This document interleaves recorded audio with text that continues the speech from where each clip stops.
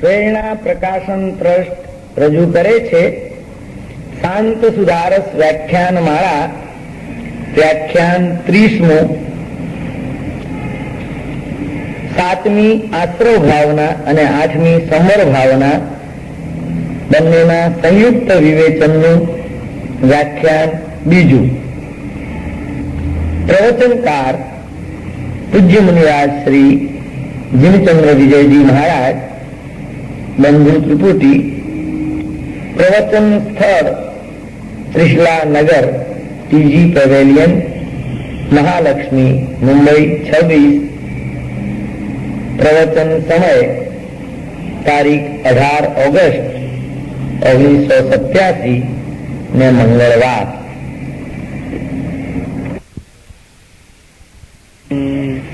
નમો વજ્જાણં નમો તદ્ભે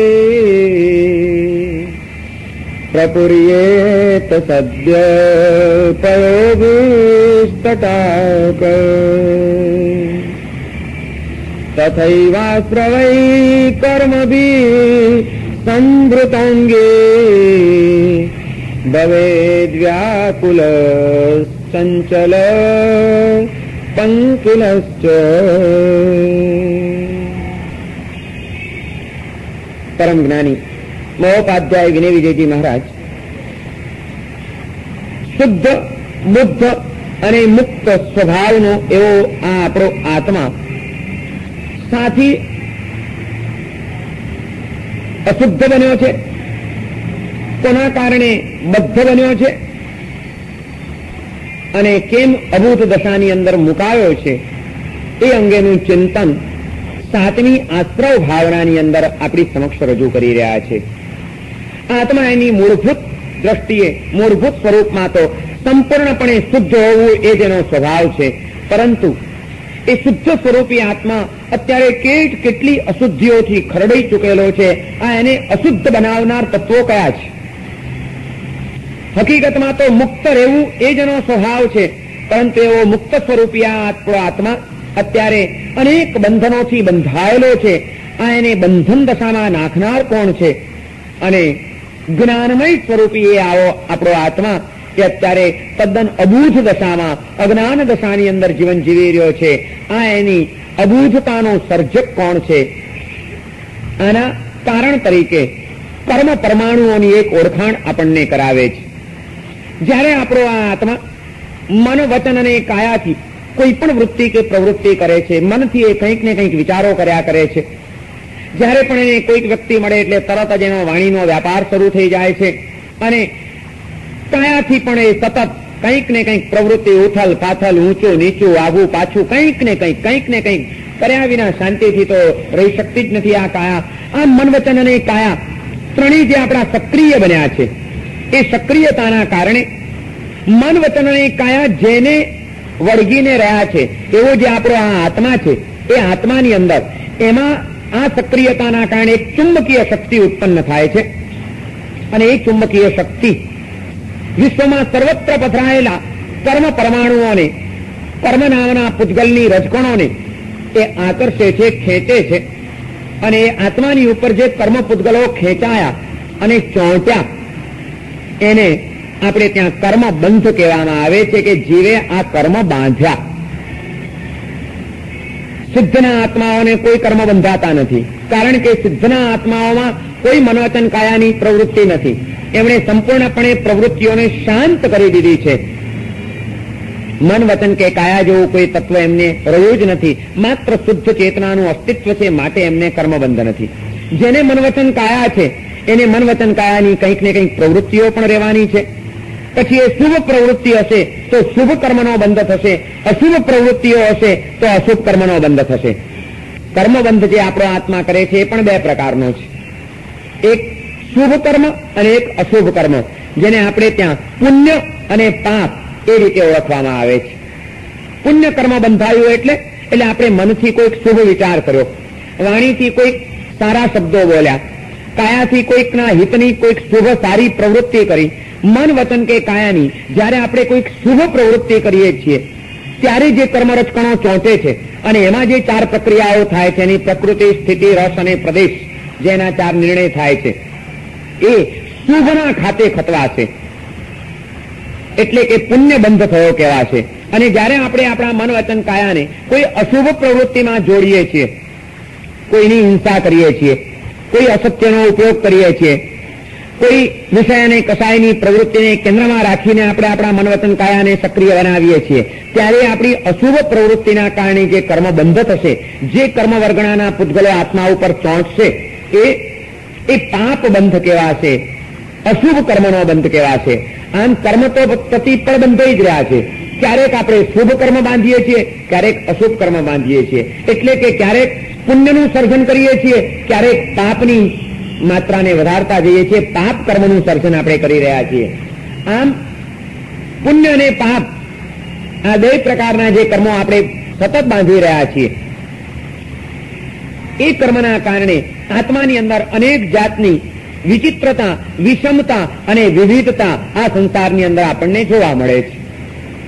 આ જે કર્મ પરમાણુઓનો જથ્થો આત્મામાં આવી રહ્યો છે, એના કારણે શું થયું છે કે આપણી જે આત્મદશા છે કે જે સ્થિર હતી, સ્વસ્થ હતી અને પવિત્ર હતી, એવી આ આત્મદશાની અંદર વ્યાકુળતા, ચંચળતા અને મલિનતાની વિકૃતિઓ ઊભી થઈ ગઈ છે. આપણો આત્મા આજે વ્યાકુળ બનેલો છે, આપણો આત્મા આજે ચંચળ બનેલો છે અને આપણા આત્માની અંદર કેટલી મલિનતાઓ અને અશુદ્ધિઓ આજે ઘર કરી ગયેલી છે. અને એનું કારણ છે આ કર્મ પરમાણુઓનો પ્રવેશ, એનું આવાગમન. આ જયારે કર્મ બંધાય છે ત્યારે શું થાય છે એ અંગેનો વિચાર આપણે ગઈકાલે કર્યો કે 4 વસ્તુઓ નક્કી થઈ જાય છે. એક તો જે તમે કર્મ બાંધ્યા, જે કર્મ પરમાણુ આત્મા ઉપર ચોંટ્યા, એ જ્યારે ઉદયમાં આવશે ત્યારે એ કેવું એનું રૂપ બતાડશે, શું પ્રભાવ બતાડશે, એની પ્રકૃતિનો નિર્ણય થઈ જાય છે. એ કર્મ પરમાણુઓ આત્મા ઉપર કેટલો સમય સુધી ચોંટેલા રહેશે એની સ્થિતિનો નિર્ણય થઈ જાય છે. એ ઉદયમાં આવશે ત્યારે કેટલા ફોર્સફુલી ઉદયમાં આવશે કે સહજ રીતે ઉદયમાં આવીને ખરી પડશે, એનો ફોર્સનો નિર્ણય, રસનો નિર્ણય થઈ જાય છે. અને એ કર્મ પરમાણુઓ કેટલા પ્રમાણમાં ચોંટી રહ્યા છે એના જથ્થાનો નિર્ણય થાય છે. પ્રકૃતિ, સ્થિતિ, રસ અને પ્રદેશ, આ 4 પ્રકારનો કર્મબંધ સતત આપણો આત્મા કરી રહ્યો છે. આ 4 પ્રક્રિયાઓ એમાં સતત ચાલી રહી છે. ગઈકાલે મેં લાડવાના દ્રષ્ટાંતથી સમજાવ્યું હતું. તેથી વધુ સ્પષ્ટ કરવું હોય, વસ્તુ એકની એક, એનો સ્વભાવ જુદો જુદો.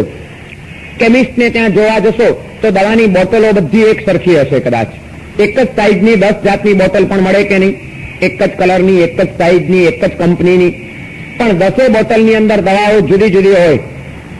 એક દવા તમે લો તો એ તમને ઊંઘ ના આવતી હોય તો ઘસઘસાટ ઊંઘાડી દે. બીજી દવા લો તો એ તમારો તાવ છે એને એકદમ ઉતારી નાખે. ત્રીજી દવાનો સ્વભાવ એવો કે ગમે એવી શરદી થઈ ગઈ હોય તો એને કફને સૂકવી નાખે. દવા એકની એક, પણ એનો સ્વભાવ જુદો જુદો છે. એનો જે સ્વભાવનો નિર્ણય, એનું નામ છે પ્રકૃતિબંધ. પછી એની સ્થિતિ પણ નક્કી થાય છે. દરેક દવા જયારે કંપની બનાવે છે ત્યારે એની એક્સપાયર્ડ ડેટ, આટલા ટાઈમ સુધી આ દવા બરોબર રહેશે, પછી નકામી. આજે એની એક્સપાયર્ડ ડેટ હોય છે. એ શું થઈ ગયું? એની સ્થિતિ નક્કી થઈ ગઈ. એ જ રીતે દરેક દવાનો પાવર હોય છે. હોમિયોપેથિક દવાની તમે બાટલીઓ લઈ આવો તો એક સરખી, પણ એક જ દવાની અંદર તમે જો એનો જાણકાર હોય તો એને ખબર હોય કે એકની એક દેખાવમાં એક સરખી દેખાતી ગોળી કે એક જ દવા, પછી એ કાલીફોસ હોય કે ફોરમફોસ હોય, જે હોય તે, પણ એ 6 પાવરની પણ આવે, 12 પાવરની પણ આવે, 100 પાવરની પણ આવે, 30 પાવરની પણ આવે, 1000 પાવરની પણ આવે. એનો ફોર્સ દવા એની એ છે, એક જ વસ્તુ છે પણ એનો ફોર્સ જુદો જુદો હોય છે. એની એ દવા તમે 30 પાવરની લો તો એનો ફોર્સ કેટલો, અને એની એ ગોળીઓ તમે 1000 પાવરની લો તો એનો ફોર્સ નક્કી થાય છે. પ્રકૃતિ, સ્વભાવ, એની કાળગણના, કેટલો સમય સુધી એ રહેશે, એક્સપાયર ડેટ, એની સ્થિતિ, એનો ફોર્સ, એનો રસ થયો, અને પ્રમાણ. કોઈ ભસ્મની દવાઓ હોય તો આટલી જ લેવાની હોય, અને શાસ્ત્રૌષધિ હોય તો એનો ફાકડો ભરવાનો હોય, આટલી બધી લેવી પડે. એનું પ્રમાણ પણ હોય છે કોઈ. એમ આત્મા ઉપર જે કર્મ પરમાણુઓ ચોંટે છે એ કેવા ફોર્સમાં ઉદયમાં આવવાના છે, કેવો ફોર્સ બતાડવાના છે, કેટલો સમય ટકવાના છે, કઈ જાતનો એનો સ્વભાવ છે, એ મુજબ એ કર્મ પરમાણુઓનો ઓછો વધતો જથ્થો આત્મા ઉપર લાગતો હોય છે. આ 4 વસ્તુઓ કર્મ જ્યારે બંધાય છે ત્યારે જ નક્કી થઈ જતી હોય છે અને એને કર્મબંધ આપણે ત્યાં કહેવામાં આવે છે. આ કર્મ જે બંધાયા એ આપણી અનેક વિવિધતાઓ, વિચિત્રતાઓ અને વિષમતાઓના સર્જક છે. પરંતુ જે કર્મ બંધાય છે એ કર્મ તરત ને તરત ઉદયમાં આવતા નથી. દવા હમણાં લ્યો એટલે હમણાં જ તમારો રોગ મટાડી દે એમની, થોડોક ટાઈમ સુધી તો એનું પરિણમન થતા એની અંદર પ્રક્રિયા થાય, પછી એની અસર બતાડે, પછી એનો ફોર્સ બતાડે. અને એ દરમિયાનમાં વળી પાછી જો તમે કંઈક ગડબડ કરી નાખો તો દવાની કોઈ અસર ન થાય એવું પણ હોમિયોપેથિકની દવા લીધી પણ ઉપર કોફી પી લ્યો તો શું થઈ ગયું? પેલી દવા એની અસર બતાડે એ પહેલા તમે એને નકામી બનાવી દીધી.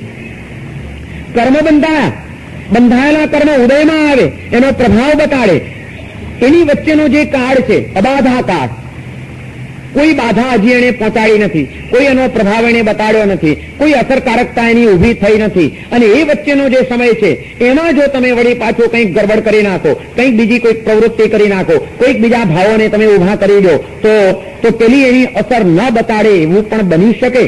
બાંધેલા બધા જ કર્મો ભોગવવા જ પડે એવો કોઈ નિયમ નથી. બાંધેલા કર્મોને ઉદયમાં આવતા પહેલા નિષ્ફળ બનાવી શકાય છે, નકામા કરી શકાય છે, આત્મા ઉપરથી ખંખેરી શકાય છે જ્યારે એનો અબાધા કાળ ચાલતો હોય ત્યારે. એકવાર ઉદયમાં આવ્યા પછી તમારો કોઈ ઉપાય નથી રહેતો. પછી તમારે એને ઉદયમાં આવ્યા એટલે ભોગવી જ લેવાના. સ્વસ્થતાથી ભોગવો કે અસ્વસ્થતાથી ભોગવો, પરણે ભોગવો કે સહજતાથી ભોગવો, પણ ભોગવવા પડે. પણ ઉદયમાં નથી આવ્યા ત્યાં સુધી તમારા હાથની અંદર બાજી છે. અબાધા કાળ દરમિયાન એમાં ઘણા બધા પરિવર્તનો થઈ શકે છે. આ એક બહુ મોટો આશાવાદ આપણી સમક્ષ છે. અને એ પરિવર્તનો શું શું થઈ શકે એનું પણ ઊંડાણથી ખેડાણ જૈન દર્શનની અંદર કરવામાં આવ્યું છે. કર્મ વિજ્ઞાનની અંદર જૈન દર્શન જેટલું ઊંડું ગયું છે કદાચ ભાગ્યે જ બીજું કોઈ દર્શન ગયું હશે. કારણ કે જૈન ધર્મે એમ કીધું, ભગવાન મહાવીરે એમ કીધું કે જ્યારે તમે કર્મ બાંધો છો તે વખતે જેમ એની પ્રકૃતિ, સ્થિતિ, રસ અને પ્રદેશ આ 4 વસ્તુઓ નક્કી થાય છે, એ જ રીતે જ્યારે તમે કર્મ બાંધો છો ત્યારે એ કર્મ બંધાવવાની જે પ્રક્રિયા છે, આત્મા ઉપર કર્મ પરમાણુઓને લાગવાની જે વિધિ છે, જે પ્રક્રિયા છે, એ પણ 4 રીતે થાય છે. પાછી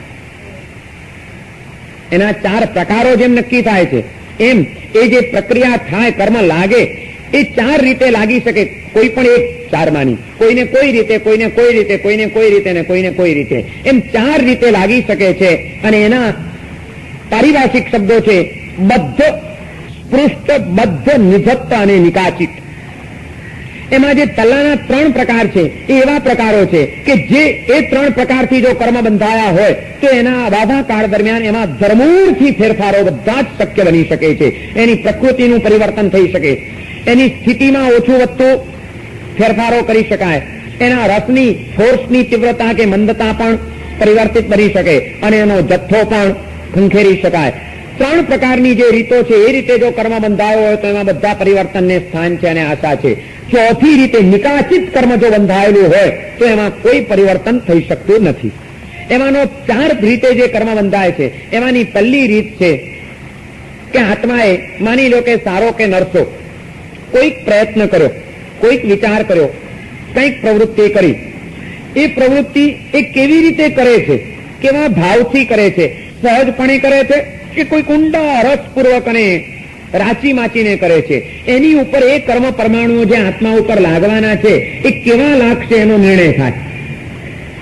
ઘણી વખત આપણે ઘણી પ્રવૃત્તિઓ સહજતાથી કરતા હોઈએ છીએ. આપણે ઇન્ટેન્શનલી જાણી જોઈને જાગૃતિપૂર્વક એવા કોઈ ખ્યાલ સાથે એવું નથી કરતા હોતા, પણ સહજ રીતે જાણે આમ કઈ ખ્યાલ પણ ન હોય અને એવી પ્રવૃત્તિ થઈ જતી હોય છે જેમાં હૃદયનો તીવ્ર રસ કે તીવ્ર ભાવ ભળેલો નથી હોતો. આપણે જો આપણા જીવનની પ્રવૃત્તિઓનું અન્વેષણ કરીશું, જો શાંતિથી આપણે આપણી પ્રવૃત્તિઓને વિચારીશું અને નિરીક્ષણ કરીશું તો આપણને ખ્યાલ આવશે કે આપણે કેટલીક પ્રવૃત્તિઓ ખરેખર બહુ મનના ઊંડા રસપૂર્વક કરતા હોઈએ છીએ અને કેટલીક એમ જ થાય છે. 4 જણા ઉભા છો, ઉભા વાતોમાં ટીખળમાં આમ કઈ ખ્યાલ પણ નથી અને ટીખળમાં જૂઠું બોલી નાખો છો, હસવા ખાતર તમે જૂઠું બોલી નાખો છો. તમારો કોઈ એવો ભાવ નથી કે કોઈક વાતને તમારે છુપાવવી છે ને જૂઠ બરોબર ચલાવવું છે ને એનાથી કોઈને ફસાવવો છે કે તમારો કોઈક સ્વાર્થ સાધી લેવો છે, કઈ નથી. મજાકમાં સહજ રીતે ખ્યાલ નતો, રોજની ટેવ છે અને એ ટેવ તમે એમ જ બોલી ગયા અને એનું એ જૂઠ બોલવાનું કામ તમે બીજે દિવસે કદાચ ઇન્ટેન્શનલી કોઈ ચોક્કસ ગણતરી પૂર્વક વ્યવસ્થિત રીતે હૃદયના ઊંડા રસથી તમે કરો છો તો બંને દિવસની પ્રવૃત્તિ એક સરખી છે. એના કારણે બંને દિવસ કર્મબંધ થવાનો, પણ બંને દિવસના કર્મબંધને થવાની જે રીત છે, પ્રક્રિયા છે, એમાં ઘણો બધો ફરક પડી જવાનો. પહેલો પ્રકાર છે કર્મ બંધાવાનો, જે કર્મના પૂતગલો આત્મા ઉપર ચોંટે છે. એ કેવી રીતે ચોંટે છે એનો પહેલો પ્રકાર છે સ્પૃષ્ટ.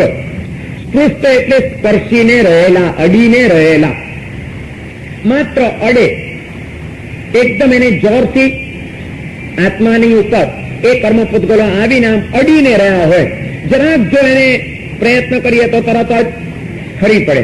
દરિયા કિનારે ગયા હો ફરવા, ચોપાટીની રેતીમાં બેઠા હો, ત્યારે એ દરિયાની રેતી તમારા પગ ઉપર કે તમારા કપડા ઉપર લાગે ખરી કે નહીં?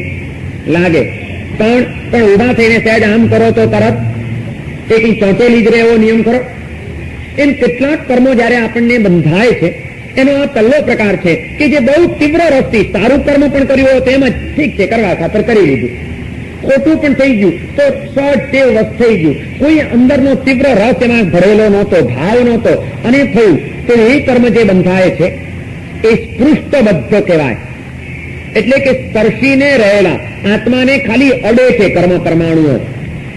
એના અબાધા કાળ દરમિયાન સામાન્ય તમે પશ્ચાતાપ કરો, સહેજ નાનકડું કોઈ પ્રાયશ્ચિત્ત કરો, જરાક આત્માને જો જાગૃત બનાવી દો તો પેલા કર્મના પરમાણુઓ આત્મા ઉપર જે અડીને રહેલા હોય એ તરત જ એનો કોઈ પ્રભાવ બતાવ્યા વિના ખંખેરી જાય.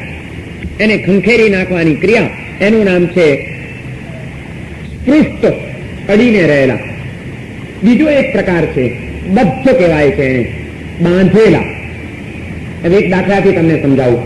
માની લો કે એક ખીલી છે લોખંડની, એ લોખંડની ખીલીને આ લાકડાના ટેબલ ઉપર આપણે અહીં મૂકી દઈએ તો લોખંડની ખીલી લાકડાના ટેબલને અડીને રહી છે કે નહીં? અડીને રહી છે. પણ સહેજ જો ટેબલને આમ હલાવીએ તો એ ખીલી તરત જ નીચે પડી જશે, આગી પાછી થઈ જશે, આનાથી વિખૂટી પણ પડી જશે. કારણ કે માત્ર અડીને જ રહેલી, જરાક હલનચલન થાય તો ખલાસ એ ખરી પડે. પણ બીજો એક માણસ આવે છે, એક ખીલી એક બીજી લાવે છે અને આ ટેબલના પાયા સાથે દોરીથી એને બાંધી દે છે તો ત્યાં પણ ખીલી ટેબલને અડીને રહી છે કે નહીં? પહેલી વખતે પણ અડીને રહેલી અને દોરીથી તમે એને દોરાથી બાંધી દીધી તે વખતે પણ અડીને રહેલી છે, પણ બેમાં ફરક ખરો કઈ?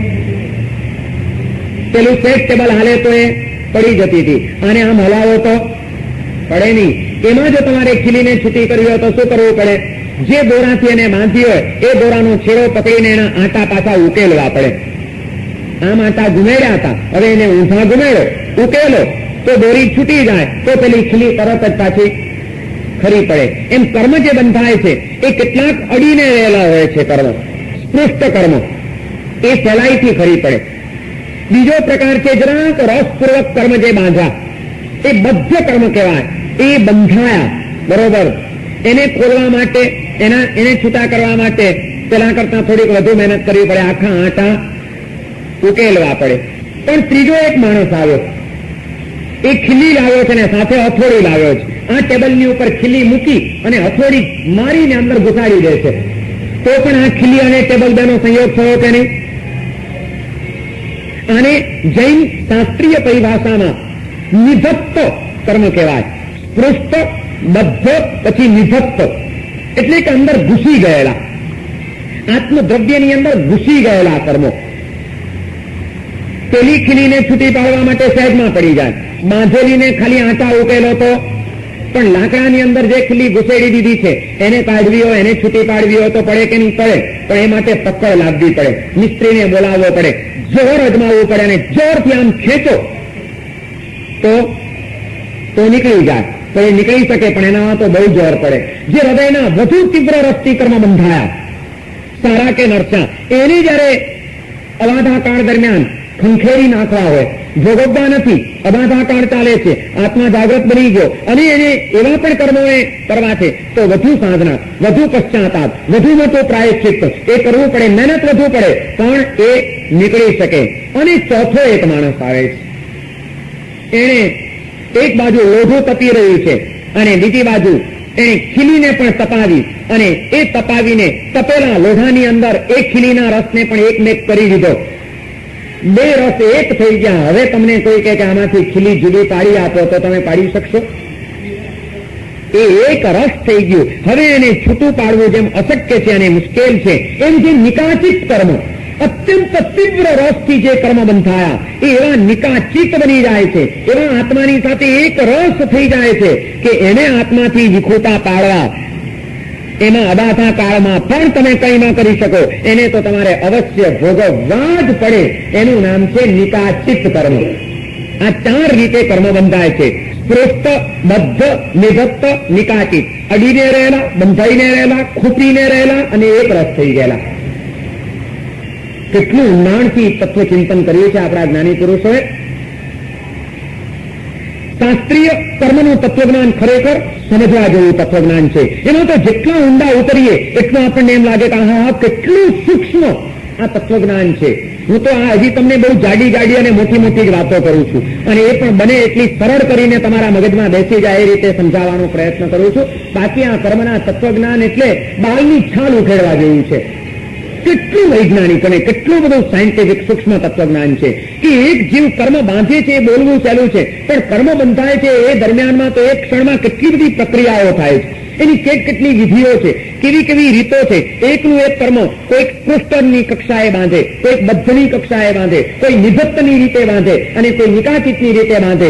એક જ પ્રવૃત્તિ કરનાર 4 વ્યક્તિઓ, પણ 4 વ્યક્તિના મનોભાવોની તરતમતાના કારણે એ ચારેયને જે કર્મ બંધાય એ જુદી જુદી કક્ષાનું અને જુદી જુદી રીતનું બંધાય. આ ઊંડાણ આપણને ક્યાં જોવા મળે? સર્વજ્ઞ સિવાય, દિવ્ય જ્ઞાન સિવાય આવી આંતરિક પ્રક્રિયાઓનું વિશ્લેષણ આપણને કોણ કરી આપે? આપણું તો મહાન સદભાગ્ય છે કે આપણને એવા તીર્થંકરો મળ્યા, એવા સર્વજ્ઞ પ્રભુઓ મળ્યા કે જેમણે આ એક તત્વજ્ઞાનને ઊંડાણથી પોતે નજરે નિહાળ્યું, જોયું અને એ વાસ્તવિકતાને આપણી સમક્ષ એમણે આટલી સુંદર અને વ્યવસ્થિત રીતે રજૂ કરવાનો પુરુષાર્થ કર્યો છે. આમાં પહેલા જે 3 પ્રકાર છે, સ્પૃષ્ટ, બદ્ધ અને નિધત્ત, અડીને રહેલા, બંધાઈને રહેલા અને ખૂટીને રહેલા, એવા 3 કર્મો, એ 3 કર્મોનો અબાધા કાળ હોય છે. અને એ અબાધા કાળ દરમિયાન આત્મા જો જાગે તો એમાં બધું જ પરિવર્તન શક્ય છે. એકમાત્ર નિકાચિત કર્મ જે છે, જે તીવ્ર રસથી એકદમ ઊંડા રસપૂર્વક જે કર્મ બાંધ્યું એ કર્મની અંદર એ નિકાચિત થઈ જાય છે, આત્માની સાથે એક રસ થઈ જાય છે. એને જુદું પાડી શકાય એવી કોઈ શક્યતા નથી. એવા કર્મો અવશ્ય ભોગવવા જ પડે છે. એમાં કોઈ ઉપાય તમારો ચાલી શકતો નથી. પરંતુ સાથે જ આપણા એ જ્ઞાની પુરુષોએ, તીર્થંકરોએ એ વાત સમજાવી કે નિકાચિત કર્મો બહુ ઓછા બંધાતા હોય છે. સારા અને માઠા બધા જ. મોટા ભાગના કર્મો તો અનિકાચિત હોય છે. કારણ કે મન, વચન અને કાયા ત્રણેયનું એકીકરણ કરીને ઊંડા અને તીવ્રતાપૂર્વક આપણા એવા અધ્યવસાયો ક્યારેક જ ઉત્પન્ન થતા હોય છે. બાકી તો આપણે સારી પ્રવૃત્તિ કરીએ તો ઉપર છલ્લી કરતા હોઈએ છીએ અને ખોટી પ્રવૃત્તિઓ કરીએ તો એવી ત્રણેયની એકાગ્રતા થઈ જાય, મન, વચન અને કાયા ત્રણેયનું એકીકરણ થઈ જાય અને હૃદયનો તીવ્ર રસ એમાં ભેગો પડે. એવા પાપો પણ જીવનમાં બહુ ઓછા થતા હોય છે. અને માટે એના દ્વારા જે કર્મ બંધાય છે એવા નિકાચિત કર્મો પણ ઓછા હોય છે. મોટા ભાગના કર્મો અનિકાચિત હોય છે અને અનિકાચિત કર્મો એને જો અબાધા કાળની અંદર ફેરવી નાખવાનો પુરુષાર્થ કરતા આપણને આવડે તો આપણું ભવિષ્ય ઉજ્જવળ બની શકે છે. બાંધેલા બધા જ કર્મો ભોગવવા પડે એવો નિયમ નથી. વગર ભોગવે તમે એમાંથી મુક્ત બની શકો છો. માટે જાગ્રત બની જાઓ. કર્મનું તત્વજ્ઞાન આપણને કાયર નથી બનાવતું. કર્મનું આ સૂક્ષ્મ તત્વજ્ઞાન જેને સમજણમાં આવી જાય એના ઉત્સાહનો પાર ન હોય કે ઓહો, મારા મોટા ભાગના કર્મો તો અનિકાચિત છે અને આજે મારો અબાધા કાળ ચાલી રહ્યો છે, હું જો જાગ્રત થઈ જાઉં તો હજી આનાથી બચવાની બધી શક્યતાઓ છે. લાવ હવે એવો સવળો પુરુષાર્થ કરું, એવું કંઈક કરી લઉં કે ગમે એવો ભૂતકાળ મારો ખરાબ પણ હોય તો એની ચિંતા મારે કરવાની જરૂર નથી. વર્તમાન મારા હાથમાં છે તો ભવિષ્ય મારું ઉજ્જવળ બની શકે છે. અબાધા કાળની તકને ઝડપી લેતા શીખો. કર્મનું તત્વજ્ઞાન આપણને જાગૃત કરે છે કે જાગૃત બની જાઓ. અને એ જો જાગૃત થતા આપણને આવડે તો કર્મની કોઈ તાકાત નથી કે આપણને પછાડી શકે.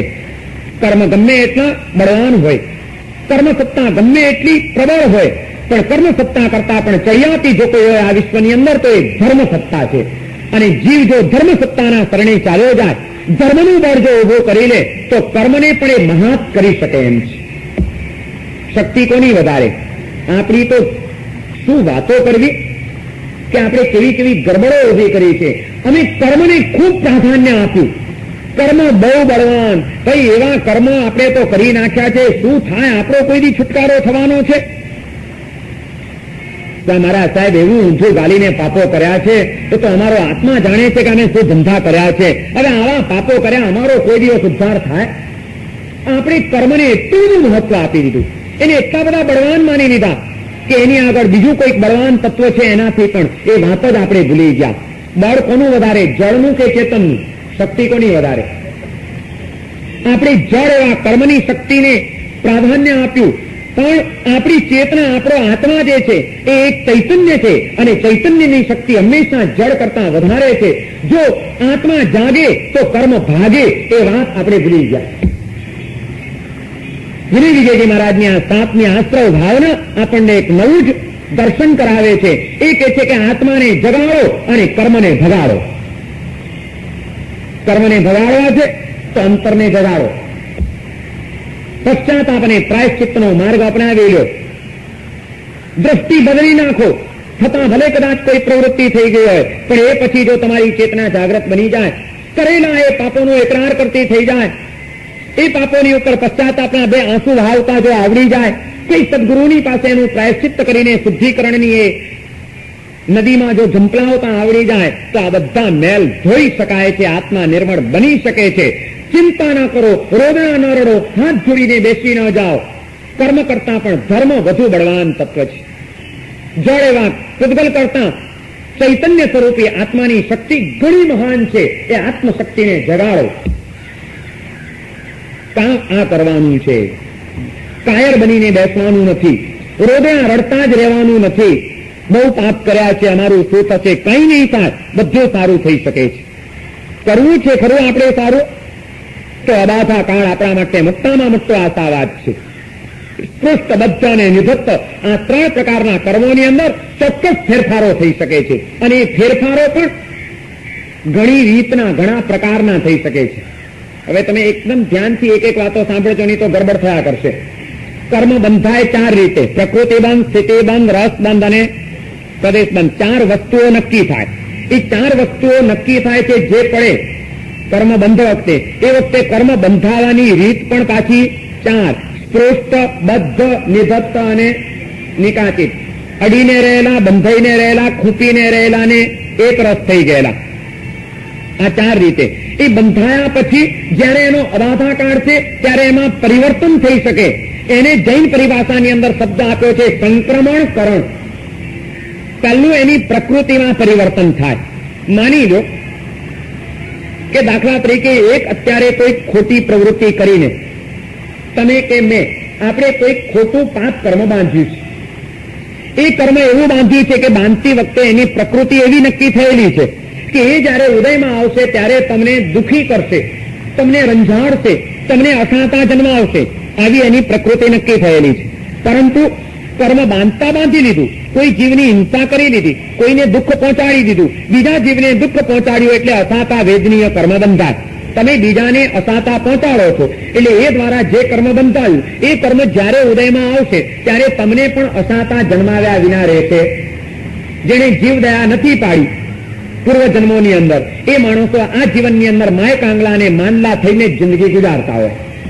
રોગો બહુ સતાવતા હોય તો સમજી લેજો કે પૂર્વભાવમાં જીવ દયા નથી પાડી, જીવોને હેરાન બહુ કર્યા છે, માટે આજે આટલા બધા રોગોએ તમને પકડ્યા છે. અને હવે જો સાજા થવું હોય તો ડોક્ટરના પગથિયા પછી ચડજો, પેલા જીવ દયાના કામો કરો, બીજા જીવોને સાતા પહોંચાડવાની પ્રવૃત્તિઓ કરો, કોઈકના દુઃખ દૂર કરવા માટે, કોઈકની દુઆ લેવા માટે દોડી જાઓ.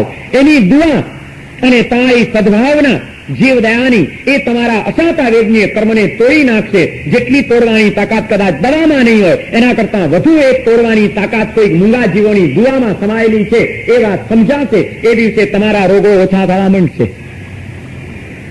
પણ માની લો કે આવું એક અસાતા વેદનીય કર્મ આપણે બાંધ્યું, એ જયારે ઉદયમાં આવશે ત્યારે અસાતા જન્માવવાનું છે. હકીકત એની પ્રકૃતિ નક્કી થઈ ગઈ છે, પણ હજી એ ઉદયમાં આવ્યું નથી. એનો અબાધા કાળ ચાલી રહ્યો છે, શાંતિ કાળ. ટાઈમ બોમ્બ તૈયાર થયો છે, હજી ફૂટવાની વાર છે. એ ફૂટે એ પહેલાનો જે અત્યારનો સમય છે એ દરમિયાનમાં વળી પાછા તમે ક્યાંક આવું કોઈક પ્રવચન સાંભળ્યું, આવી કોઈક વાતો વાંચી, કોઈકની પાસેથી આવી પ્રેરણા પ્રાપ્ત કરી અને તમારા હૃદયને આખો ખ્યાલ આવી ગયો અને તમને પશ્ચાતાપ જાગી ગયો. અરે મેં આવું ખોટું કામ કર્યું, કોઈક જીવને મેં દુઃખી કર્યો, મેં કેટલા ભયંકર પાપો બાંધ્યા, અને તમે પશ્ચાતાપ કર્યો કે જે અશુભ કર્મ બંધાયું હતું એ શુભમાં પરાવર્તિત થઈ જાય.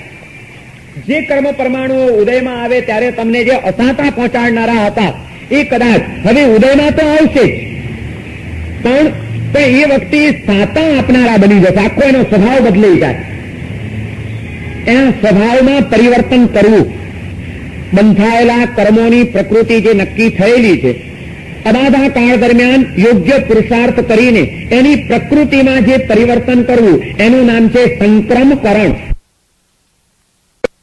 પણ સંક્રમ, સારી પ્રવૃત્તિ કરી, સારી પ્રવૃત્તિ કરીને કોઈક શુભ કર્મ બાંધ્યું, પુણ્ય કર્મ બાંધ્યું, પણ સારી પ્રવૃત્તિ કર્યા પછી કર્મ તો બંધાયું, પણ પાછળથી મન બગાડ્યું, સારા કામનો એ પશ્ચાતાપ કર્યો,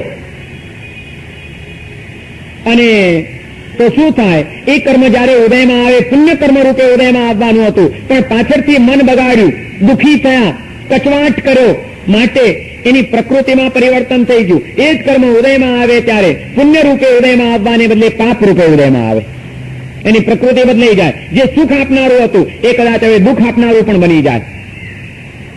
જેમ શુભનું અશુભમાં થાય એમ અશુભનું શુભમાં થાય. આ પરાવર્તન થઈ શકે એનું નામ છે સંક્રમકરણ, એની પ્રકૃતિનું પરિવર્તન. મેં પહેલા એક વખત પ્રવચનમાં કીધેલું, મમ્મણ શેઠનો જીવ એને પૂર્વ ભાવની અંદર સાધુ મહારાજને લાડવા વળાવવાની ક્રિયા કરી, દાન દેવાની ક્રિયા. એ દાન દેવાની ક્રિયા કરી તે ક્રિયા કેવી હતી? સારી હતી. શુભ ક્રિયા દ્વારા એ આત્માએ પુણ્ય કર્મનો બંધ પણ કર્યો હતો, એને સારા કર્મ બંધાયા હતા, પણ એ કર્મ તરત ને તરત તો બંધાયેલા ઉદયમાં આવતા જ નથી.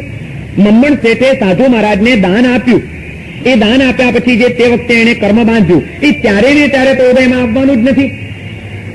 ઉદયમાં તો પછી આવવાનું છે, પણ ઉદયમાં આવતા પહેલા બંધાયા પછી તરત એનો જે અબાધા કાળ શરૂ થયો, એ અબાધા કાળ દરમિયાન પાછા એ મમ્મણ શેઠે મનના ભાવ બગાડ્યા. પેલા બાજુવાળા શેઠે આવીને કીધું કે અરે શું આવા લાડવા મહારાજને આપી દીધા? આ તો સિંહ કેસરિયા લાડવા હતા, આવા મળે ક્યાંથી? જિંદગીમાં કોઈ દિવસ મળ્યા નથી ને મળવાના નથી. મૂર્ખા, બધા આપ્યા. મારા સાહેબને તો એક આપ્યો હોત તો એ ચાલત, એક તો ખાવો તો જિંદગીમાં ક્યાં આવો ખાવા મળવાનો છે. અને મમ્મણ શેઠને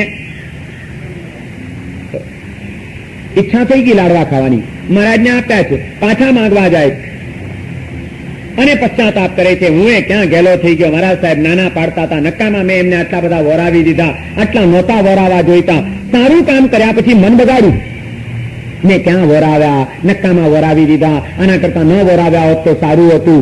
આ જે મન બગાડ્યું, પશ્ચાતાપ કર્યો, એટલે એને શું કર્યું? અબાધા કાળ દરમિયાન જે પેલું પુણ્ય કર્મ બંધાયેલું હતું, શુભ કર્મ કે જેને સુખી બનાવનારું હતું, સાલીપત્રની જેવી સ્થિતિમાં કદાચ મૂકી શકે એવી શક્યતા ધરાવતું હતું, એ જ કર્મ આત્મા ઉપર રહ્યું, પણ પરિવર્તન થઈ ગયું. મમ્મણના ભાવની અંદર એ કર્મ ઉદયમાં આવ્યું, એના કારણે સંપત્તિ મળી, પણ સુખ ન મળ્યું. સંપત્તિ હોવા છતાં એ મમ્મણ ભયંકર દુઃખી હતો.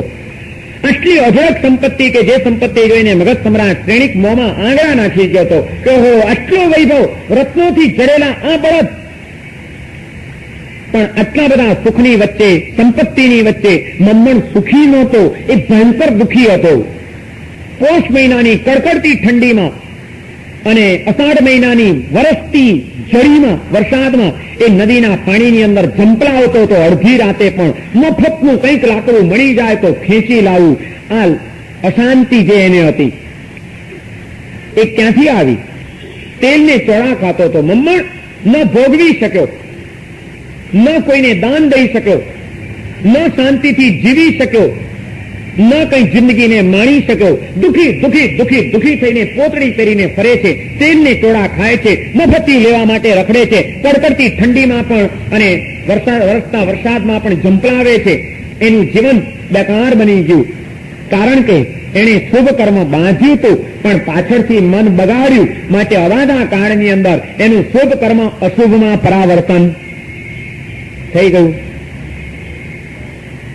કર્મનું તત્વજ્ઞાન તો આપણને જીવનની કેટલી જાગૃતિઓ આપે છે. એમ કે છે કે સારા કામો કર્યા પછી કોઈ દિવસ મન બગાડવાની ભૂલ કરતા નહીં. સારું કામ કરવું સહેલું છે, પણ પછી પણ સત્કાર્યની અનુમોદના ટકાવી રાખવી મુશ્કેલ હોય છે. પ્રસંગ આવ્યો, ભાવોલ્લાસમાં માણસ તે વખતે સત્કાર્ય કરી પણ નાખે, પણ પાછળથી પણ એ સત્કાર્યની એક ધારી અનુમોદના ચાલતી રહે, મનની પ્રસન્નતા જળવાયેલી રહે, એ બહુ મહત્વનું છે. આ બોલી બોલાતી હતી, પ્રદૂષણના દિવસો હતા, મારા સાહેબે પાણી ચડાવ્યું, આપણે બધાના તાનમાં ને તાનમાં વટ પાડવા માટે બોલી નાખ્યું. આ બહુ ખર્ચો થઈ ગયો, નક્કામાં આ તાન ચડી ગયો, હવે તો કોઈ દાડો જવું જ નહીં, સભામાં જઈએ તો તાન ચડી જાય છે ને, આ નક્કામાં હું ક્યાં બોલી નાખ્યું. હવે એને બોલ્યો છે એટલે પૈસા આપવાનો છે, સત્કાર્યમાં એની સંપત્તિ વપરાવાની છે, અને એ સત્કાર્યમાં વાપરવાના કારણે એ બોલ્યો ત્યારે એને શુભ કર્મ બંધાયું પણ છે, પણ પાછળથી પશ્ચાતાપ કરીને મન બગાડીને એ શુભ કર્મને પણ પાછું અશુભમાં પરાવર્તન પમાડી દે છે. મન બગાડવાની ભૂલ કોઈ દિવસ કરતા નહીં. પર્યુષણના દિવસો આવ્યા, આપણા બધા દોસ્તારો અઠ્ઠાઈ કરતા હતા, નકામાં બધાના ચડાવ્યા, એ તારે પણ કરવી પડશે, બધાએ પાણી ચડાવ્યું, મેં પણ કરી દીધી, અને આ ત્રીજે દાડાથી તો શું માથું ચડ્યું છે. હવે તો કોઈ ગમે એટલું કે જિંદગીમાં કોઈની વાતમાં આવવું નહીં, હું અઠ્ઠાઈ કરું ને આ કરતા કરી નાખી, બાકી હવે કોઈ બી ન કરું. કરી છે, પૂરી કરશે, પણ એ છેલ્લા 4 દાડા મન બગાડીને પૂરા કરશે. ક્યાં કર્યા, મરી ગયા, નકામું આય, દુખી થઈ ગયા, કોઈ દાડો કરવો નહીં. એટલે હવે કર્યું જ છે તો હવે તારો આનંદ ટકાવી દે, હવે મનને ન બગાડવા દે. સત્કાર્ય કર્યા પછી શા માટે મન બગાડીને આપણે સત્કાર્યને ભોઈ નાખો? અરે હવે તો આનંદ કે આમ તો કરવું એમ હતો જ નહીં, પણ આ તો દોસ્તારોએ પાણી ચડાવી દીધું બધાની સાથે સાથે. હવે શરીરની પેલી સુખશીલતાની ટેવ એવી છે કે આડું તો આવે, થોડુંક તો નડે, પણ વાંધો નહીં, બધાની સાથે સાથે થતા થઈ ગયું. બાકી એકલા આપણે ક્યાં કંઈ કરવાના હતા કોઈ દાડો. બહુ મજા આવી ગઈ, સારું થઈ ગયું. આ વખતે મારા સાહેબ સારા હતા, ચોમાસું સરસ હતું, ભાવના થઈ ગઈ, તપશ્ચર્યા ઝુકાવી દઈએ અને કર્યા તો થઈ ગયા. વાહ, કર્યું જ છે તો હવે અનુમોદના ટકાવો, હવે મનને નહીં બગાડવા દો. કર્મનું તત્વજ્ઞાન આપણને આ બધી વાતો સમજાવે છે કે કર્મ એક વખત તમે બાંધો છો એટલાથી પતી જતું નથી, પછી પણ ઘણી બધી પ્રક્રિયા ચાલુ જ રહે છે આત્માની અંદર, અને એ બધી પ્રક્રિયાનો આધાર તમારા મન ઉપર છે. સત્કાર્ય કર્યા પછી અનુમોદના કર્યા વિના રહેતા નહીં, અને દુષ્કાર્ય કર્યા પછી ભૂલી ચૂકે પણ એની ઉપર રાજી થતા નહીં, એનો પશ્ચાતાપ કર્યા વિના રહેતા નહીં. અનાદિકાળના સંસ્કારો છે. કદાચ કોઈક પાપ થઈ ગયું, ટેવ છે જીવની, મોકો મળે છે, બધું ભાન ભૂલાઈ જાય છે, અને પાપના માર્ગે પ્રવૃત્તિ થઈ જાય છે, અને ખોટું કામ કરી નાખ્યું. ખોટું કામ કર્યું છે એટલે અશુભ કર્મ બંધાવાનું છે, પણ અશુભ કર્મ પણ તરત ને તરત ઉદયમાં નથી આવતું, એનો અવાધા કાઢતો છે જ. એ દરમિયાનમાં જો વળી પાછો પશ્ચાતાપ કરતા આવડી જાય કે અરે આવા ભગવાન મળ્યા, આવો મહાન ધર્મ મળ્યો, આવી સુંદર પ્રેરણાઓ સાંભળવા મળે છે, રોજ આવું સરસ વાતાવરણ મને પ્રાપ્ત થયું છે, અને તે છતાં પાછો હું આજે ભાન ભૂલી ગયો, મેં આવું ખોટું કામ કરી નાખ્યું, આવું પાપ મારાથી થઈ ગયું, ધિક્કાર છે મને, આ મારું પાપ મિથ્યા થઈ જાવ. આ પાપનો જો પશ્ચાતાપ કરશો તો પાપ કરીને ભલે કદાચ અશુભ કર્મ બાંધ્યું હશે, પણ આ એની પાછળ જે પશ્ચાતાપ કર્યું એના કારણે એની પ્રકૃતિમાં પરિવર્તન થઈ જશે. એ કર્મ જ્યારે ઉદયમાં આવશે ત્યારે અશુભ રૂપે ઉદયમાં આવવાનું હતું, એને બદલે શુભ રૂપે સંક્રમકરણ થઈ રહ્યું છે. દુષ્કાર્ય કર્યા પછી પાપોની ગરહા કરવાનું કોઈ દિવસ ભૂલતા નહીં. પાપ ન છોડી શકો તો કંઈ વાંધો નહીં, પણ પાપની અનુમોદના તો જરૂર છોડી દેજો. આજે ને આજે કદાચ પાપો ન છોડી શકે, સંસારી માણસ છે, એના સંયોગો છે, એની મજબૂરીઓ છે, એની કુટેવો છે, અનાદિકાળના સંસ્કારો છે, એ બધાના કારણે કદાચ આજે ને આજે જીવનમાંથી પાપો ન પણ છૂટી શકે, પણ આ ભગવાનનો ધર્મ પામ્યા પછી અને સમજ્યા પછી આટલું તો પરિવર્તન જરૂર આવી શકે કે પાપ ભલે ન છૂટી શકે, પાપની અનુમોદના જરૂર છૂટી શકે. એની ઉપર જે રાજી થતા હતા એમાંથી તો આપણે જરૂર બચી શકીએ કે નહીં ભાઈ ખરેખર ખોટું છે, ન કરવું જોઈએ, પણ હજી લાચાર છું કે હું એને છોડી શકતો નથી, આ ખોટા કામમાં પાછો તણાઈ જઉં છું, બાકી આ કરવા જેવું નહીં, આમે બહુ ખોટું કર્યું, એટલું તો વિચાર ન કરી શકાય, એટલો એકરાર ન થઈ શકે કે એની ઉપર પણ વટ મારવા, નહીં એ તો એમ જ કરવું જોઈએ, એમ કઈ ચાલે નહીં, ઢીલા પડીએ તો હાલે. માણસ આજે પાપ કરીને જેટલા કર્મો નથી બાંધતો ખતરનાક, એના કરતા પાપોની અનુમોદના કરીને, પાપોની ઉપર મોરછાપ મારીને, એની ઉપર કર્તવ્યનું લેબલ લગાવીને વધુ પાપને મજબૂત બનાવતો હોય છે. પાપનો પાપ તરીકે, ખોટા કામનો ખોટા કામ તરીકે સ્વીકાર અને એકરાર કરવાની પણ આપણી ક્યાં તૈયારી છે? તમે કોઈ પણ વ્યક્તિને પૂછો, આપણું મન એટલું બધું અવળચંડું છે, તમે ને હું આપણે બધા એમાં ભેગા છીએ કે આપણે કોઈ પણ કામ કરશો ખોટો પણ એને પણ કેમ સીધું અને સારું ખતવવું એ આપણને બહુ સારી રીતે આવડે. ગમે એવો ગુસ્સાવાળો માણસ હશે એને કહો કે એ આટલો બધો ગુસ્સો, વિચાર શું છે, કેવા કર્મ બંધાશે, કઈ ખબર છે તને? ગુસ્સો કરાતો હશે આટલો બધો? પેલો કે નહીં, ગુસ્સો કોણ કરે છે? ગુસ્સો ખોટો જ છે, ખરેખર ગુસ્સો ખરાબ ચીજ છે, પણ હું કઈ ગુસ્સો નથી કરતો. ગુસ્સો ખરાબ ચીજ છે, બાકી પાવર તો હોવો જ જોઈએ. આ તો પાવર છે, નબળા બને તો કઈ ચાલે? એ ગુસ્સાને પણ પાવર તરીકે ખપાવશે. એને પૂછો, એટલે આટલું બધું અભિમાન, કોના અભિમાન ટક્યા છે? રહેવા દે અભિમાન કરવું, અભિમાન કરવા જેવું નહીં. સાચી વાત છે, અભિમાન ખોટું છે, પણ સમાન તો હોવો જ જોઈએ. ગૌરવ ન હોય, આ તો સમાનનો સવાલ છે. એ અભિમાનને સમાનનું લેબલ આપી દેશે. ગમે તેમાં ઊંધા ચત્તા ધંધા કરનારાને પૂછો કે પણ આટલી બધી છેતરપિંડીને આ કોકને કંઈક સમજાવે છે ને કોકને કંઈક સમજાવે છે, આ ધંધા તને શોભે? આ માયા પ્રપંચ કરીને તારે ક્યાં નરકમાં જવું છે? માયા ખોટી છે, આ માયા છે જ નહીં, આ તો સેલ્સમેનશીપ છે. એ માયા પ્રપંચને સેલ્સમેનશીપ કે છે. એને કહો કે પણ આટલો બધો કંજૂસ, બધે આટલી બધી કંજુસાઈ ન હોય. એલા કંજુસાઈ તેની પુણ્યના ઉદયથી આજે પૈસો મળ્યો છે તો સારી રીતે વાપર, સારી રીતે જીવ. આટલી બધી કંજુસાઈ શું કરે? તમારી વાત બિલકુલ સાચી છે, કંજુસાઈ ખોટી, પણ આ કંજુસાઈ નથી, કરકસર છે. કરકસર તો થવી જ જોઈએ જીવનની અંદર. ઉડાવ થવાય કઈ? એ લોભને કરકસરનું નામ આપશે, માયાને સેલ્સમેનશીપનું નામ આપશે, અભિમાનને સમાનનું ટાઇટલ આપી દેશે, અને ગુસ્સાને પાવર, ખોટાનો ખોટા તરીકે સ્વીકાર કરવા આપણે તૈયાર છીએ ખરા? આપણું મન બધે સમાધાન શોધી કાઢે છે કે ના હું કઈ ખોટો કરતો નથી, આટલું તો કરવું જ જોઈએ, આમ કર્યા વિના ચાલે? મારા સાહેબ આજે તમને શું ખબર સંસારમાં કેમ? સંસારમાં જીવવું હોય તો આ તો બધું કરવું જ પડે. એમ જ કેમ તમે? મારા સાહેબ તમારે સંસાર છોડી બેઠા અપાસરામાં બેસી રહેવું, તૈયાર ગોથરી તમને મળી જાય છે, ધર્મલા વાપીને ઘરે ઘર ફરવું. બાકી મારા સાહેબ સંસારમાં આજે જીવવું હોય કેવી વિષમતાઓ છે, એમાં તો આ બધું કરવું જ પડે, નહીં તો મારા સાહેબ ચાલાય જ નહીં, રેવાય જ નહીં, એમાં કઈ ખોટું નથી. અરે કમસે કમ નથી ચાલતું ને કરો છો તો તમે જાણો. પણ એમ તો કહો કે ખરેખર ન કરવું જોઈએ, પણ પરિસ્થિતિ આજે અમને એવા લાચાર બનાવે છે મારા સાહેબ, ન છૂટકે કરવું પડે છે. બાકી આ ખરેખર ખોટા કામ છે, કરવા જેવા નહીં. એકરાર તો કરો. આપણે તો પાપ કર્યા પછી પાપની અનુમોદના કરવા જોઈએ છે. એની ઉપર કર્તવ્યના સિક્કાઓને મોરછાપ અમારે મારવી છે, અને ત્યાં આગળ આપણે કર્મને મજબૂત બનાવી દઈએ છીએ. ભૂલી ચૂકે પાપોની અનુમોદના કરવાની ભૂલ કરતા નહીં. તો એક વાત સમજી રાખજો કે અનુમોદના કરેલું પાપ એ નિકાચિત કક્ષાનું બની જશે, જેમાં તીવ્રતા ભરી દીધી તો. અને એક વખત કર્મ જો નિકાચિત બન્યું તો એ અવશ્ય ભોગવવું પડશે. એમાંથી પછી છોડાવવાની તાકાત આ દુનિયામાં કોઈની નથી. પૃષ્ઠબદ્ધ અને નિધત્તની ભૂમિકાનું કર્મ હશે ત્યાં સુધી વાંધો નથી. જો તીવ્ર રસપૂર્વક કર્તવ્યની છાપ મારીને ના આમ જ હોય એમ તો કરવું જ જોઈએ, એ ન ચાલે. આવું કરીને જો બાંધશો તો નિકાચિત કર્મ બની જશે, અને નિકાચિત કર્મ એટલે અવશ્ય ભોગવવું પડશે, ક્યાંય છુટકારો નહીં થાય. ભગવાન મહાવીર જેવા મહાવીર મળ્યા અને તીર્થંકર નામ કર્મની ભેટ મળી. સમ્યક દર્શન સંકિત ઝળહળતું હતું, તે છતાં પણ શ્રેણિક મહારાજાને નરકમાં લઈ જનાર તત્વ કયું? શ્રેણિકનો આત્મા જે આવતી 24મીમાં તીર્થંકર થવાના છે, જેને સાક્ષાત તીર્થંકર મહાવીરના ચરણો મળ્યા હતા, સમ્યક દર્શન જેમણે પ્રાપ્ત કર્યું હતું, એવા મહારાજા શ્રેણિક આજે ચોથી નારકીની અંદર છે. તીર્થંકરના આત્માને પણ નરકના દરવાજા સુધી લઈ જનાર તત્વ કયું? કોણ એને નરકમાં લઈ ગયું? આ નિકાચિત કર્મ. જ્યારે ભગવાન મહાવીર નહોતા મળ્યા ત્યારે જે શ્રેણિકે એક ગંભીર ભૂલ કરી દીધી. પાપ તો કર્યું, પણ પાપની ઉપર જેણે અનુમોદનાનો સિક્કો માર્યો, મોરછાપ લગાવી, આનંદ માણ્યો અને એવા તીવ્ર રસને કેળવ્યો કે જેના કારણે એનું એ અશુભ કર્મ એવું નિકાસિત બની ગયું કે હવે પછી તને મહાવીર મળે ભલે મળે, તીર્થંકર નામ કર્મ બંધાય ભલે બંધાય, સમ્યક દર્શનનું પ્રકટીકરણ થાય ભલે થાય, પણ બચ્ચા એક વાર તો તારે હવે નરકમાં જવું જ પડશે. તીર્થંકરના આત્માને પણ નરક સુધી ખેંચી જનાર તત્વ જો કોઈ હોય તો તે કરેલા દુષ્કાર્યની અનુમોદના છે.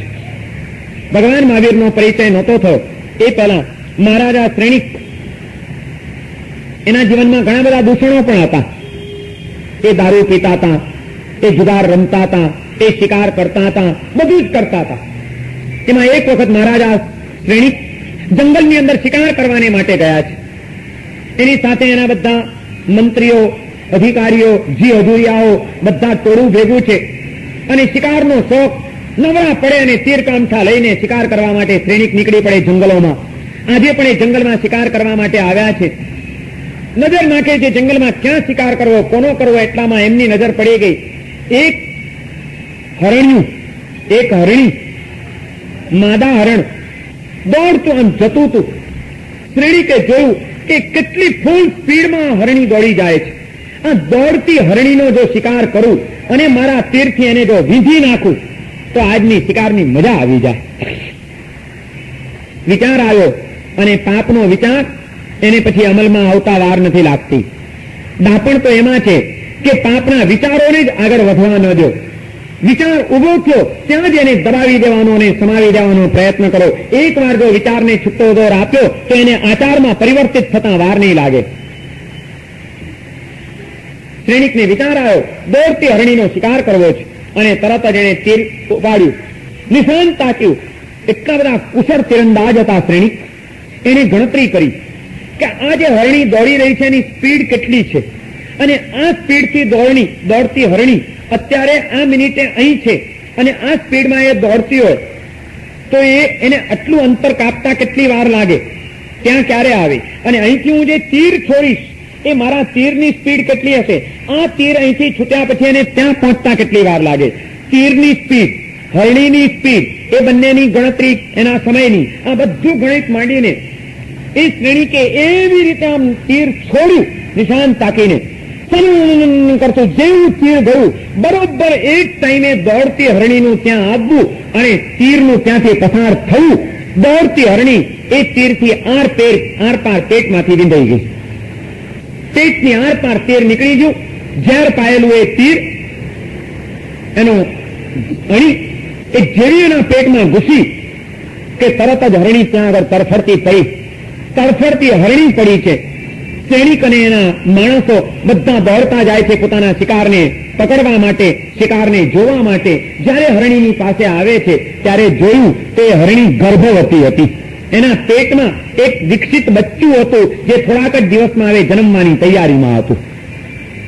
પણ આ તીર ઝેર પાયેલું એવું આરપાર વિંધાઈને ગયું છે કે હરણીનું તો પેટ વિંધાઈ ગયું છે પણ એના પેટમાં રહેલું બચ્ચું પણ આરપાર વિંધાઈ ગયું છે અને બંને મરી ગયા છે. બેના પ્રાણ ખતમ છે. તરફડીને ત્યાં આગળ મરી જાય છે હરણી.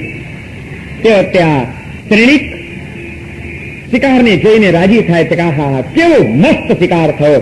અને તે વખતે એના જી હજુરિયાઓ, એની સાથેના માણસો એ બધા પણ એની પ્રશંસા કરે છે કે હા મહારાજા કમાલ કરી, આજે તો આપે કમાલ કરી, શું કમાલનો આપે શિકાર કર્યો, એક તીરથી બેને વીંધી નાખ્યા. આ દુનિયાની અંદર પાપોને પ્રોત્સાહન આપનારાઓનો ટોટો છે જ નહીં. સત્કાર્યની અનુમોદના કરવી હશે ત્યારે જોર પડે છે અને પાપોની અનુમોદના કરવી હોય ત્યારે તો બહુ મજા આવી જતી હોય છે.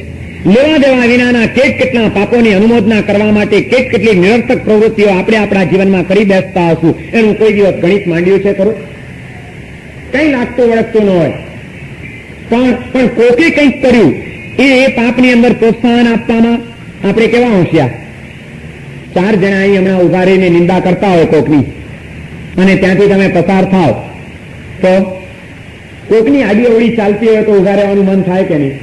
અને એમાં પેલો કે આ કાંતિભાઈ છે ને બહુ વિચિત્ર માણસ હો, એટલે તરત જ હા તમારી વાત બિલકુલ સાચી છે, મને પણ એવું જ લાગે છે એ માણસ બહુ ભરોસા પાત્ર નથી, તરત જ તાકસી. કોણે પણ તારી સલાહ પૂછી છે? તારે ને એને શું લાગે વળગે પણ તો તારું કામ કરે ને એનું કામ કરવા દે. પણ નહીં, આપણને પાપનો સંસ્કાર એવો છે પાપની નિંદાઓ અને બીજાઓની ટીકાઓનો સંસ્કાર એવો છે કે ક્યાંક એવું થતું હોય ત્યાં તરત જ તાપસી પૂરવા માટે આપણે તૈયાર, પાણી ચડાવવા માટે આપણે તૈયાર. તમારી વાત સાચી છે, માણસ છે જેવો બહુ ખતરનાક, એનાથી તો ખરેખર સંભાળીને ચાલવા જેવું. સારું થયું તમે ચેતી ગયા છો. અને એ નિંદા કરવી હોય તો કેટલો સમય સુધી ચાલે તો આમ કંટાળો આવે. નિંદામાં 2 કલાક પસાર થઈ જાય તો ખબર પડે. કોકનો ચોપડો વૈવંચો ખોલીને બેઠા હો દુકાનમાં, ગ્રાહકી હોય નહીં, નવરા બેઠા હો અને એમાં 2 દોસ્તારો આવી ગયા અને કોકનો ચોપડો ખુલી ગયો તો સાચું કહેજો આમ ટાઈમ કેવો પાસ થઈ જાય. અને એને બદલે કોક માણસ આવ્યો અને એ કહે કાંતિભાઈ તમને કેમ લાગે છે? આમ એનો ભલે સ્વભાવ થોડોક ઉગ્ર હશે, બાકી તપશ્ચર્યા કેટલી સરસ કરે છે, બહુ તપસ્વી છે. તો પછી હા તમારી વાત સાચી, ખરેખર એના જેવો આરાધક આત્મા આપણને ક્યાં મળવાનો છે? એટલે તરત જ ગુણાનું રાજ ચાલુ થઈ જાય ને.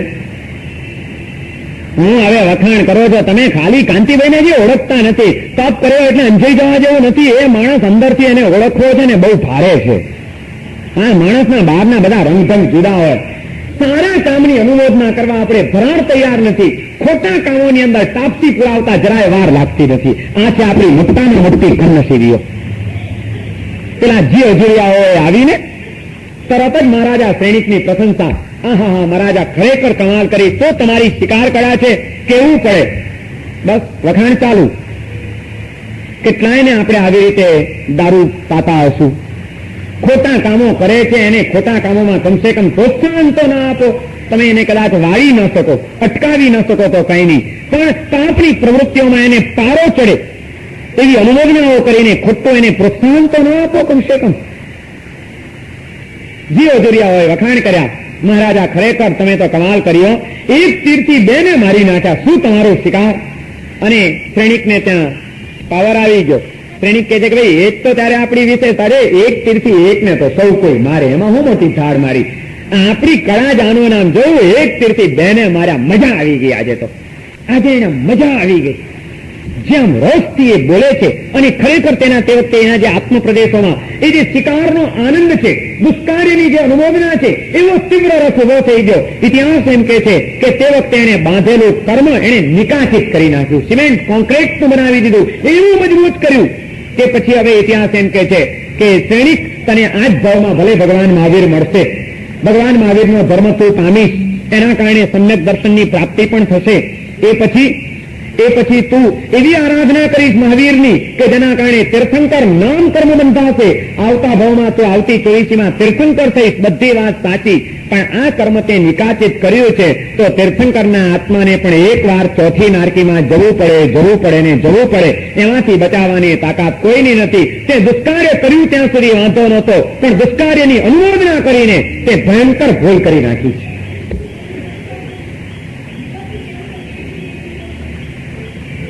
આયુષ્યનો બંધ ગમે ત્યારે પડે, કર્મ નિકાચિત થઈ ગયું.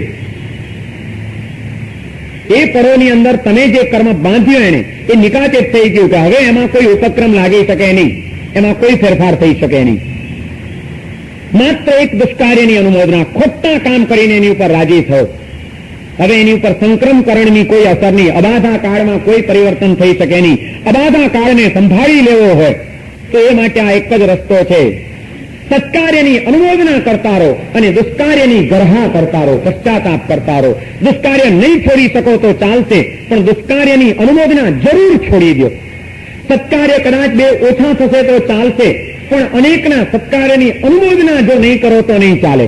તમારા સત્કાર્યની પણ અનુમોદના કરો અને બીજાઓના સત્કાર્યની પણ અનુમોદના કરતા ચાલો તો તમારી ભાગીદારી એમાં નોંધાઈ જશે. આપણે સત્કાર્ય કરીને કેટલા કરવાના, એના લિમિટેશન્સ છે. પણ અનુમોદના કરવી હોય તો એમાં કઈ તકલીફ પડે? કોઈક માણસ સારા કામો કરે છે, એની હૃદયથી અનુમોદના કરવામાં કેટલા પૈસા ખર્ચવા પડે, કેટલા ઉપવાસ કરવા પડે, કેટલું શરીર ઘસી નાખવું પડે. શું છે? કેવો સરસ ધંધો છે આ. 1 પૈસાનું રોકાણ કર્યા વિના મબલક કમાણી કરવાનો આ ધંધો, અને છતાં આવો સરસ મજાનો ધંધો કરતા આપણને નથી આવડતો. કેવું કહેવાય? જેમાં કંઈ ગુમાવવાનું નથી, માત્ર મેળવવાનું છે. જ્યાં ને ત્યાં કોઈકના ને કોઈકના સત્કાર્ય દેખાય એની અનુમોદના કરતા ચાલો. બસ ખોટ વિનાનો આ ધંધો છે, કરવો છે. કે પંચાતો કર્યા કરશું દુનિયાભરની આપણે. આશ્રવ ભાવના ખરેખર ગજબનું માર્ગદર્શન આપણને આપે છે કે કર્મની વાતો કરીને ગભરાતા નહીં. કર્મ ગમે એવા ખતરનાક હોય પણ એની અંદર પણ એ કર્મની વચ્ચે પણ તમારી શક્તિ એના કરતા વધુ મહાન છે. કર્મ કરતા પણ તમે વધુ મહાન છો. તમારા આત્માને જગાડો અને બંધાયેલા કર્મોને ભગાડો. અબાધા કાળની અંદર બધા કર્મોને ભગાડી શકાય છે, એને તોડી શકાય છે, એનામાં પરાવર્તન કરી શકાય છે, પરિવર્તનો, અને એ શક્યતાઓનો ઉપયોગ કરી લો. આ મોટામાં મોટો આશાવાદ આપણને આ કર્મનું તત્વજ્ઞાન, સાતમી આશ્રવ ભાવના આપણને આપી રહી છે. જીવનને સફળ બનાવવાના માર્ગો અહીંથી આપણને પ્રાપ્ત થાય એમ છે, ચીંધે છે. પણ આપણે જીવનને સફળ બનાવવું છે ખરો. પ્રકૃતિનું પરિવર્તન થાય એનું નામ છે સંક્રમકરણ. પછી જે કર્મ બંધાયું છે એની સ્થિતિમાં પણ પરિવર્તન થઈ શકે.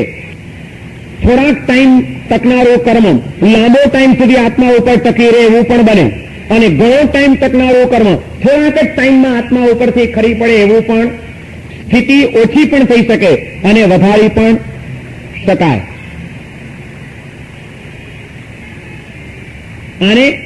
આને પણ પરિવર્તનની એક પ્રક્રિયા કહેવામાં આવી છે. પ્રકૃતિનું પરિવર્તન, પછી સ્થિતિનું પરિવર્તન. એને કર્મની પરિભાષામાં ઉદ્વર્તનાકરણ અને અપવર્તનાકરણ. અપવર્તન એટલે નીચું આવવું. જે કાળ છે એ ઓછો થતો જાય, પારો એનો ઉતરતો જાય, એ છે અપવર્તના. અને ઉદ્વર્તના એટલે ઉપર ચડતો જાય, વધતો જાય, એનું નામ છે ઉદ્વર્તના. સ્થિતિ ઓછી કરવી એ અપવર્તનાકરણ, વધારતા જવું એ ઉદ્વર્તનાકરણ છે. એના પ્રકૃતિમાં પરિવર્તન કરવું એ સંક્રમકરણ છે. પછી જે કર્મ 25 વર્ષ પછી ઉદયમાં આવવાનું છે એ કર્મને વહેલું ખપાવી નાખવું. દેવું ચૂકવવાનું તો છે પણ પછી ચૂકવવા કરતા આજે સંયોગો સારા છે ને આજે જ ચૂકવી નાખવું. એ કર્મને જલ્દી ઉદયમાં લઈ આવવું એવું પણ બની શકે. અધ્યવસાયો ઉપર બધો આધાર છે. અને પછી આવનારા કર્મના ઉદયને વહેલો ઉદયમાં લાવીને એ કર્મના ભારથી મુક્ત થઈ જવું, કર્મની રચકણોને ખંખેરી નાખવી, એની જે પ્રક્રિયા એને કર્મની પરિભાષામાં ઉદીર્ણાકરણ કહેવાય છે. કે ભાઈ એના કસાયોની ઉદીર્ણા ન કરો, એટલે એનામાં પડેલા તો છે સંસ્કારો આવે, એને જગાડો નહીં ખોટા, એને શાંત રહેવા દો. એમ કર્મ આત્મામાં પડેલા છે એને ઉદીર્ણા કરવી એટલે જલ્દી જગાડવા, ઉદયમાં લાવવા, અને જલ્દી પતી જાય, આત્મા ઉપરથી એક દેવું નીકળી જાય. એનું નામ છે ઉદીર્ણાકરણ. અને સારી પરિસ્થિતિમાં દેવું પતી જાય એમાં મજા. આપણા સંયોગો સારા ન હોય ત્યારે લેણદારો આવે તો હાલત શું થાય? એમ આજે ભગવાન મળ્યા છે, આવો સરસ મજાનો ધર્મ મળ્યો છે, આવું બધું ક્ષમતા ભાવને ટકાવી રાખનારું તત્વજ્ઞાન મળ્યું છે. એવા અવસરમાં જન્મ જન્માંતરમાં બાંધેલા કોઈક અશુભ કર્મો ઉદયમાં આવી જાય તો વાંધો નથી, આજની સારી પરિસ્થિતિમાં હું મનની સમાધિ ટકાવી શકીશ, સાચવી લઈશ. કોઈક સદગુરુના પડખે જઈને મનને સંભાળી લઈશ, અને એ પરિસ્થિતિમાં કર્મ ઉદયમાં આવીને ખપી જાય તો સારું. જ્યારે કોઈ મારી સમાધિને ટકાવનાર તત્વ નહીં હોય અને ત્યારે જો અશુભ કર્મો ઉદયમાં આવી ગયા તો હાલત શું થાય? અશાંતિ કેવી જન્મી જાય? એના કરતા અત્યારે સારી સ્થિતિ છે, જેટલા કર્મોને ઉદયમાં આવવું હોય એટલાને આવવા દો. તૈયાર છું ભોગવવા માટે, પ્રસન્નતાથી કર્મને ભોગવવા માટે તૈયાર છું. વહેલા કર્મને ઉદયમાં લઈ આવવા એનું નામ છે ઉદીર્ણાકરણ. આ બધી પ્રક્રિયાઓ થાય છે. પ્રકૃતિનું પરિવર્તન, સ્થિતિમાં ફેરફાર, મોડા ઉદયમાં આવવાના હોય એને વહેલા ઉદયમાં લઈ આવવા, આ બધું અબાધા કાળ દરમિયાન આ બધું ચાલતું રહે છે. અને એવો અબાધા કાળ દરેક કર્મનો દરેક જીવને પ્રાપ્ત થતો જ હોય છે. એ અબાધા કાળનો ઉપયોગ કરતા શીખી જવું એનું નામ છે ડાપણ. અને એ ડાપણ જો આપણને લાવતા નહીં આવડે તો કર્મના ઉદયો બહુ ખતરનાક છે. એ ક્યારેક ને ક્યારેક તમને પછાડ્યા વિના રહેશે નહીં. કર્મ આપણને પછાડે એ પહેલા આપણે કર્મને પછાડી નાખવા જોઈએ. કુસ્તીમાં શું થાય?